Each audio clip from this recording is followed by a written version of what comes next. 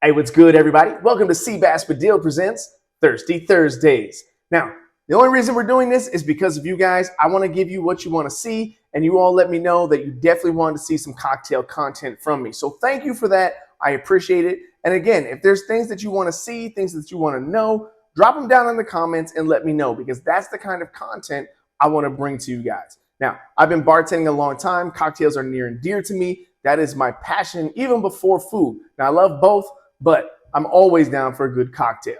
Now, before we get into today's cocktail, do me a favor, go ahead, like, subscribe, hit that notification bell so that you don't miss any of these videos. So our first Thirsty Thursday cocktail is going to be a Manhattan. Now, traditionally it's done with rye. This recipe that I'm making today is kind of a variant on one that my good friend Todd Thrasher taught me that kind of got me into cocktails. Before that, I was like a beer drinker, didn't really know what I was doing behind the bar, but kind of got into it and really enjoyed it. And this cocktail let me show how you can manipulate measurements to create something that might be more to your liking. Now, the traditional Manhattan is a 2-1-2 ratio because of the area code in Manhattan, 212. We start with 2 ounces of your whiskey of choice, 1 ounce of sweet vermouth, 2 dashes of Angostura bitters. That's the original recipe. We're going to switch this up a little bit. Like I said, I'm using some rye whiskey today. We got some Angel's Envy. We're using some Dolin sweet vermouth and some cherry bitters. The original recipe, like I said, 2-1-2, right? We're going to switch that up a little bit because I do like mine to be a tad bit on the sweeter side. So we're going to start with our Angel's Envy rye, and we're going to do 1.5 ounces as opposed to the 2 ounces. So 1.5 ounces. We're going to do this in a mixing glass, right? Some people don't know what's the difference between a stirred cocktail versus a shaken cocktail. Now, Manhattan is a stirred cocktail, as are most bourbon cocktails, but the general rule of thumb is if there is citrus in your cocktail, lemon, lime, orange, grapefruit, whatever other citrus, generally if there is citrus, you want to shake that cocktail because you want to liven up that citrus. You want it to be bright and lively in that cocktail.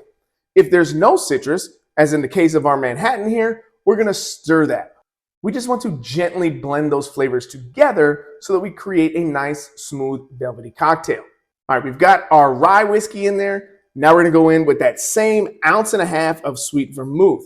So we still have 3 ounces of liquor in our cocktail.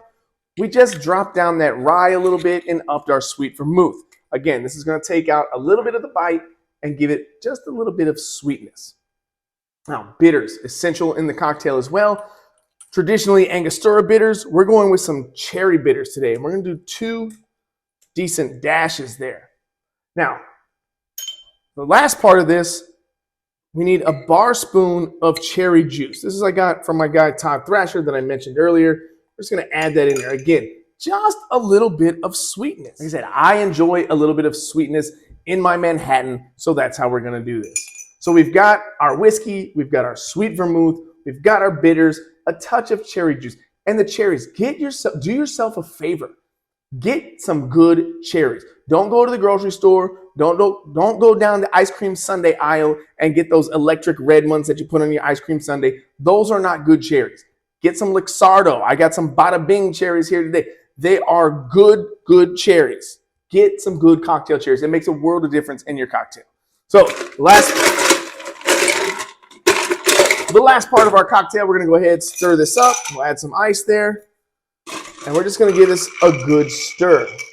I like to hold the glass while I'm stirring, not to keep it from spilling, but it lets me know when my cocktail is cooled down, where it's chilled to the right temperature. So I'm going to start to feel the coldness. It'll be in my fingertips, run down my fingers. I'll start to get that into the palm of my hand, and then I'll know I'm in a really good spot for my cocktail. All right.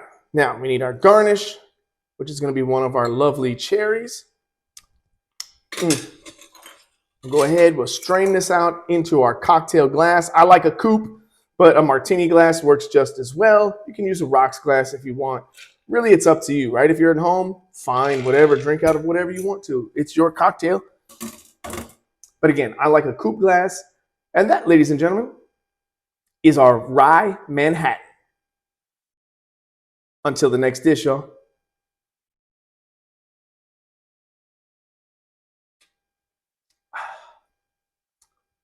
Now that is good.